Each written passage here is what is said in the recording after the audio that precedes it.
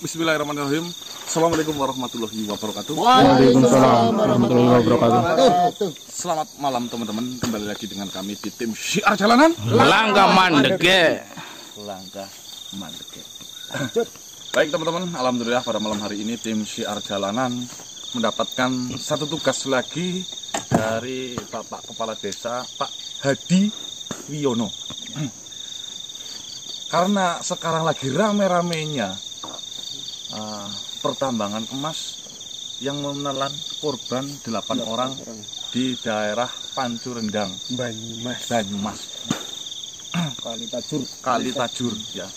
Kemarin teman-teman ya ikut berbelasungkawa atas peristiwa longsornya para penambang emas di kedalaman 70 meter. Ya, betul. Coba bayangan saja.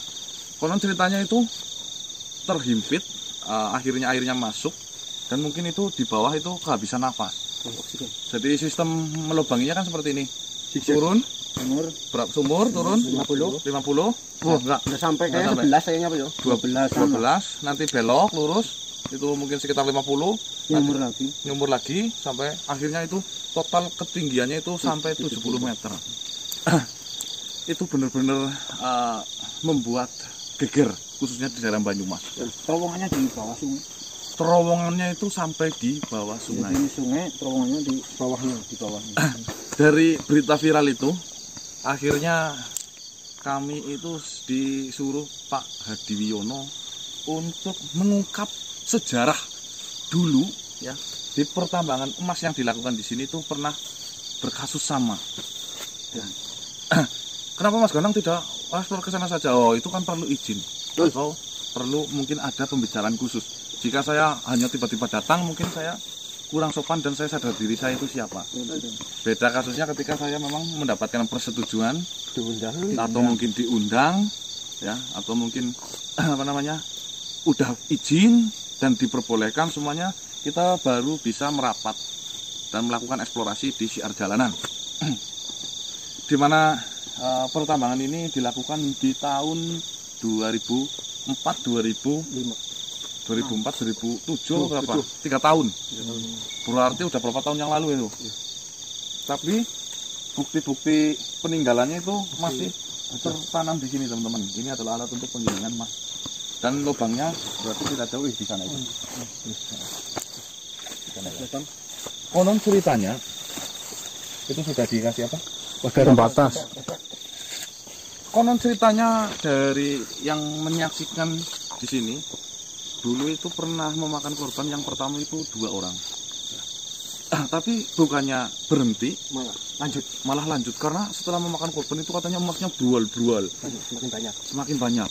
Dan turun lagi sampai akhirnya memakan korban 1 orang lagi. Ya, walaupun jasadnya punten bisa dievakuasi dari analisa yang terjadi itu karena menghirup karbon. Ya intinya gas lah. Racun. Itu. Dan itu semakin banyak lagi masa akhirnya turun lagi. Sampai akhirnya ditutup resmi di 2007. Mungkin lah sekitaran itu. Karena terakhir itu 3 orang yang menjadi korban. 2, 1, 3. Itu informasi yang kita dapat. Untuk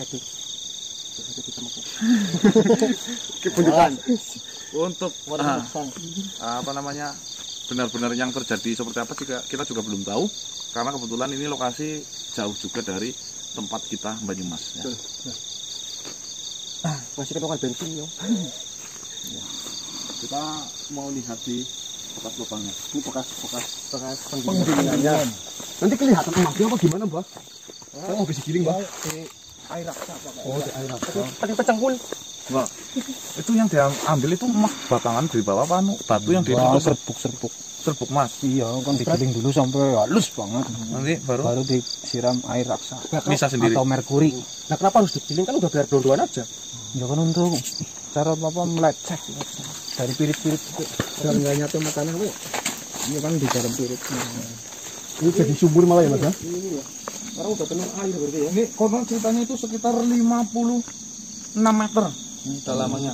Berarti ini belok juga. Udah belok berarti ini ya. Ini sekitar sini nih beloknya Mas. Belok kanan apa kiri, Gari? Oh iya ya. Ya kanan kiri oke lah ya. Kanan kiri oke. Sana.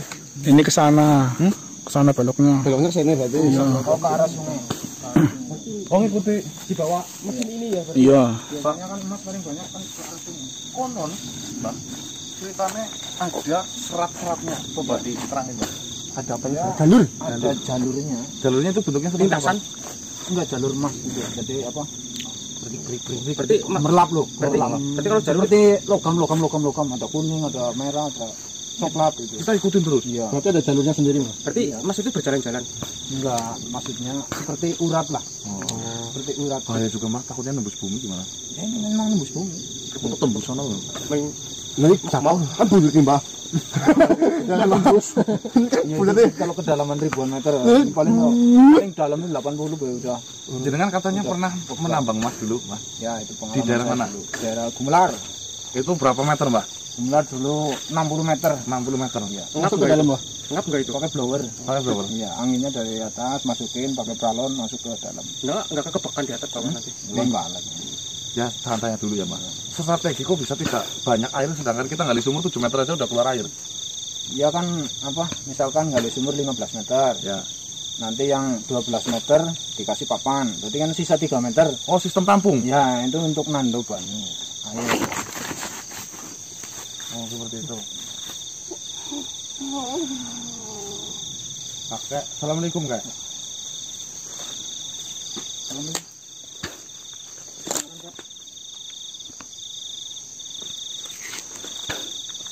Kakek yang menjaga di sini. Sudah berapa lama kakek di sini? Ribuan tahun saya menepati daerah sini. Ya mohon izin, kita lagi jalan-jalan di daerah ini. Yang ngapunten, Sini lihat-lihat ya. main lihat-lihat. Ya, penanya tujuan kalian ke sini apa? Jalan-jalan, Kak. Lihat-lihat lokasi sini. Sudah lama sejak kejadian itu. Baru kali ini ada yang datang ke sini lagi. Jadi sebelumnya nggak ada yang berani. Malam-malam jarang. Sejak kejadian itu tidak ada lagi yang datang ke sini. Apa kalian mau meneruskan di daerah sini lagi? Bau bangkai, Pak. Bau ini berasal dari mana, Kak? Dari lubang itu. Kenapa lubang itu selalu berbau bangkai? Karena sudah banyak mati di sana. Bukannya informasinya jasadnya itu ditemukan, kenapa tetap bau? Karena mereka masih tetap di sini. Seperti ini, Kak. Sebenarnya kakek kalau mungkin sohibul wilayah di sini atau Mbah Raksonya di sini, kakek sebenarnya tahu cerita utama kenapa ada pertambangan emas di daerah sini, Kak. Sedikit yang saya tahu sebenarnya. Tapi hanya orang-orang bodoh yang melakukan seperti itu. Maksudnya bekerja mendapatkan hasil. Itu hanya akal-akalan makhluk yang ingin menguasai orang-orang bodoh dan memanfaatkan orang-orang yang minim pengetahuan. Kenapa kakek mengatakan seperti itu? Pembodohan seperti apa yang mereka lakukan? Kau pikir aja sendiri ya. Ya. Ini orangnya yang sudah punya rezeki masing-masing itu. Ibarat kata kau dikasih satu kokok itu harus untuk selesai 7 minggu. Harus dengan gelas bergelas. Tapi kau diambil satu kokok itu semua, maka 7 hari ke sana kamu pasti akan mati. Bukan begitu? Tapi kan kita berusaha untuk mencari rezeki lebih juga boleh kan, Kak? Rezeki manusia itu sudah ditakdirkan segitu, pasti akan mendapatkan segitu. Oh, seperti itu. Makanya jadi manusia itu jangan serakah. Bagaimana jika memang saya ditakdirkan dikasih rezeki sekian, lalu saya tidak melakukan hal apapun, Kak? Kalau kau kata ya, kau sudah dikasih rezeki segitu, kau tanya setiap hari, setiap minggu, setiap tahun, setiap bulan, segitu itu akan sudah berjalan dengan apa yang sudah ditakdirkan. Tapi kalau kau masih serakah, maka ada dari makhluk kami yang ingin memanfaatkan kebodohan seperti itu. Dengan cara seperti apa, Kak? Contohnya, Ya, dengan contohnya. Cerita yang sebenarnya ini saja. Ya, contoh yang terjadi di sini. Ya.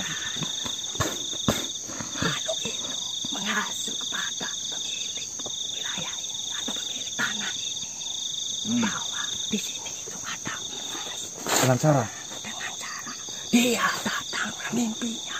datang ke mimpinya. Dengan ini kau mengasih saya ya 2 ekor lembu.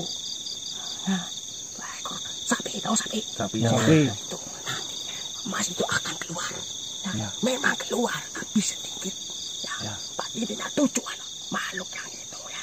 Tapi jangan keras-keras. Nanti dia datang. Ya. Nah, tujuan makhluk itu sebenarnya mau mengambil nyawanya orang yang bekerja di situ. Contohnya pertama 2. Jadi korban emas makin datang. Karena itu kelakuan dia menaruh di situ. Seolah-olah di situ banyak emas padahal tidak ada. Itu kelakuannya dia. Apakah itu ada penukaran antara nyawa dan harta emas itu? Nah, itu. Berarti semakin banyak yang meninggal, semakin banyak emas itu. Yang orang itu dia memang tidak kenapa-napa, tapi kan orang-orang yang dikerjakan tidak secara langsung dibeli dengan emas itu. Orang itu tidak sadar. Penjelasannya sangat jelas teman-teman kalau kita cermati. Ada makhluk yang intinya menghasut kepada sang pemilik tanah. Datang lewat mimpinya menunjukkan bahwasanya tanahmu ada emasnya. Kalau kau mau ambil emasnya, tolong berikan 2 kelembu atau sapi sebagai sesembahan di sini. Lalu Makanya itu cuman akal-akalan dia. Nanti kan ada yang kerja di situ. Nah, tujuan makhluk itu sebenarnya menginginkan manusia untuk menjadi tumbalnya. jelas ya. Kebodohan orang seperti itu jangan ditiru. Berarti Buta harta itu namanya. Berarti kalau kita dikasih mimpi itu jangan dimakan mentah-mentah gitu. Itu mimpi itu ada mimpi baik dan mimpi buruk. Apakah itu mimpi menghasut kita untuk melakukan hal jahat atau mimpi memang benar-benar kita mendapatkan untuk melakukan hal yang kebaikan. Itu. Sebelumnya Mbah siapa saya belum kenal ini. Rajoyo. Mbah matur suwun nggih informasinya Mbah. Apa saya boleh tetap jalan-jalan di sini Mbah? Ya, silakan tapi hati-hati. Ya. Saya cuma hanya bisa karena saya di sini cuma tinggal tidak menguasai. Oh iya. Ada yang menguasai di sini hati-hati. Ya. Saya pergi dulu. Monggo. Sampurasun. Mantap.